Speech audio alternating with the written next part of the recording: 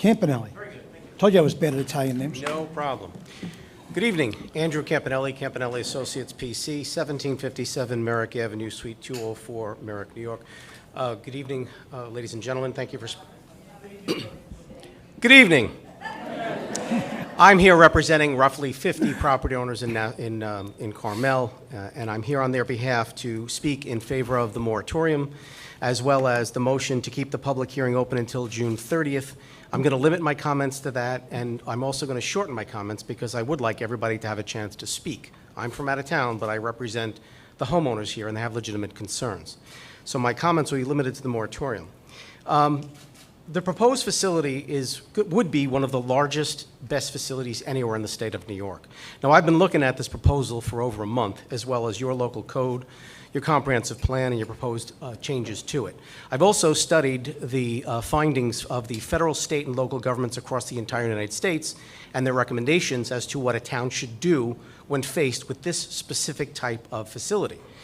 It's commonly agreed by federal, state, and local governments there is no safe way to maintain these facilities. The technology is too new, and they simply don't know how to stop them from going on fire.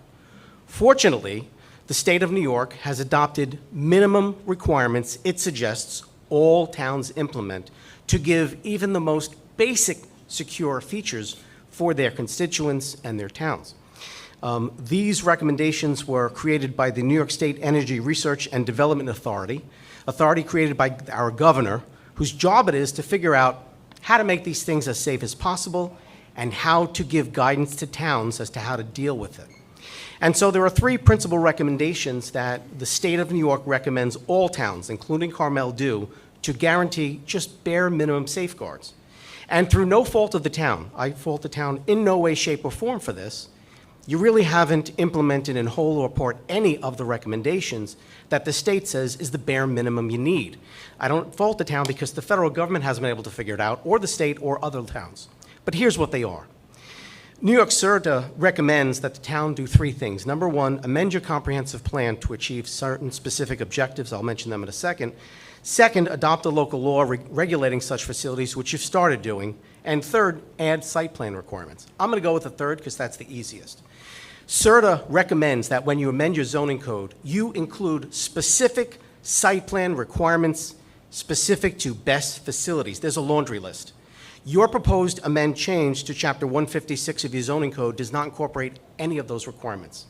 It is critical for you to adopt the moratorium so that you have time to implement these three minimum basic safety requirements. That's the first one.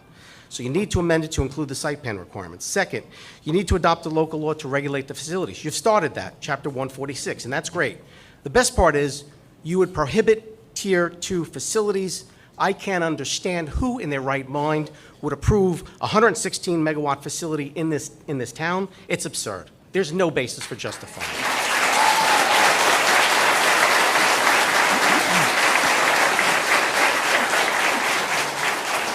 The third and very important criteria is amending the comprehensive plan. Now, I know you're working on the master plan.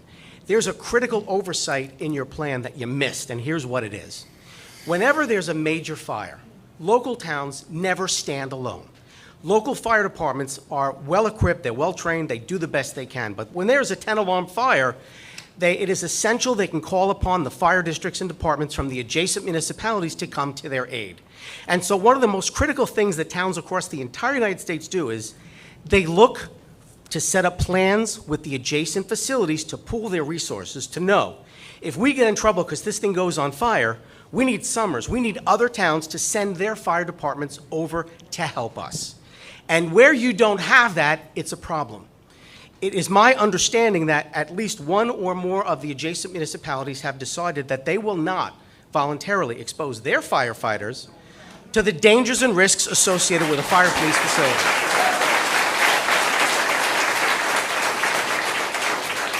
It is critical that in amending your master plan, you take into account the need for assistance from adjacent localities without which your fire department cannot, under any circumstances, handle a fire for this facility. I don't care what training you give them. I don't care what equipment you give them. They can't do it.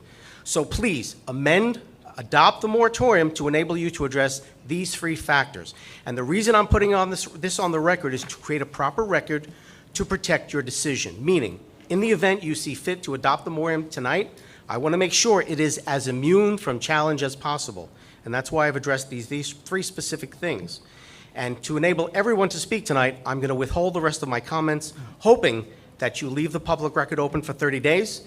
I will submit a written submission, which will give you a more detailed analysis of what needs to be done to protect the residents of the town of Carmel. Thank you.